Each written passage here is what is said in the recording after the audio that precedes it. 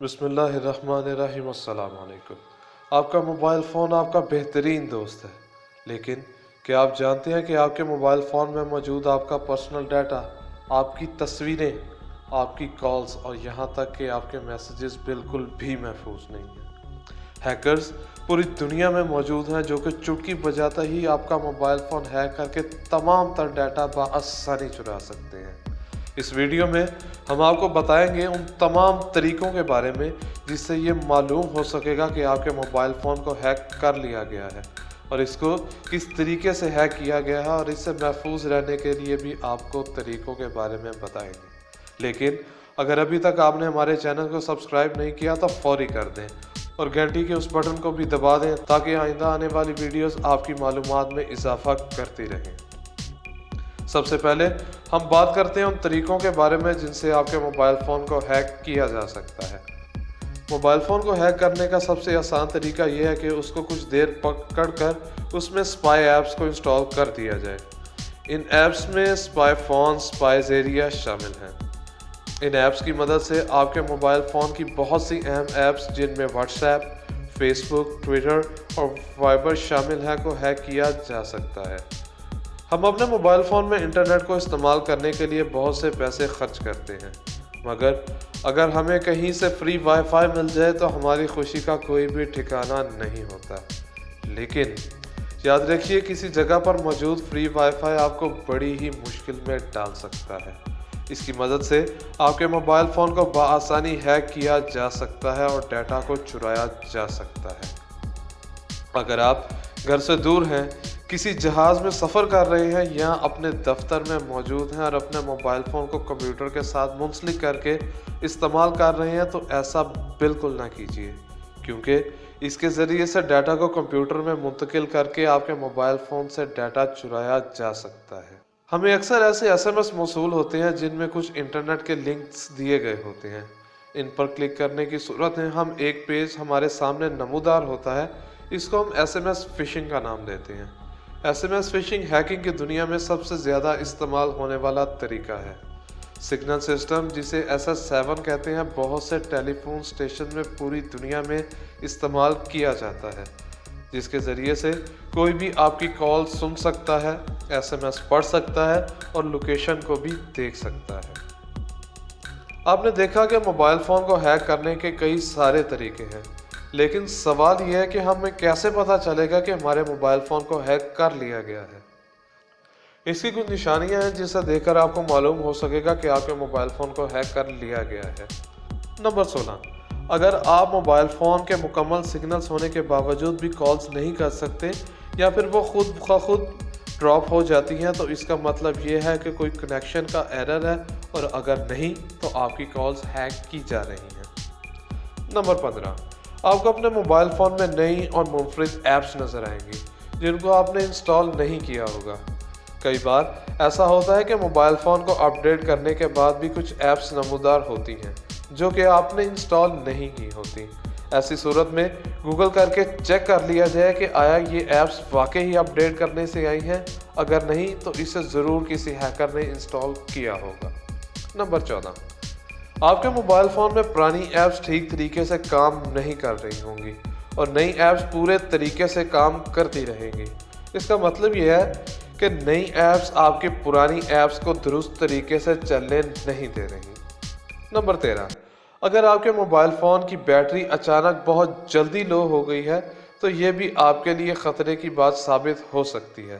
اس کا مطلب یہ بھی ہو سکتا ہے کہ موبائل فون کی بیٹری خراب ہو، لیکن اگر ایسا نہیں تو آپ کے موبائل فون میں ایسی ایپس موجود ہیں جو کہ موبائل فون کے بیک گراؤنڈ میں چل رہی ہیں اور انہیں چلانے کے لیے کسی اجازت کی ضرورت بھی نہیں ہوتی۔ نمبر 12، اگر آپ کا موبائل فون پہلے سے سلو ہو گیا ہے تو اس کا مطلب یہ ہے کہ کچھ ایسی ایپس موجود ہیں جو کہ آپ کا ڈیٹا مسلسل لیک کر رہی ہیں۔ نمبر 11، اگر آپ کا موبائل فون جلدی گرم ہونے لگے تو یہ بھی ایک خطرے کی نشانی ہے۔ اس کی وجہ یہ بھی ہو سکتی ہے کہ بیک گراؤنڈ میں ایپس چل رہی ہوں جس سے فون بہت جلد گرم ہو جاتا ہے۔ نمبر 10، موبائل فون خود سے بند ہو جائے یا ری سٹارٹ ہو جائے اور خود سے نمبر ڈائل کرنے لگ جائے تو یہ بھی ایک خطرے کی علامت ہو سکتا ہے۔ इसकी वजह भी कुछ घोस्ट ऐप्स होती हैं जो कि डाटा की मुंतकिली का काम करती रहती हैं।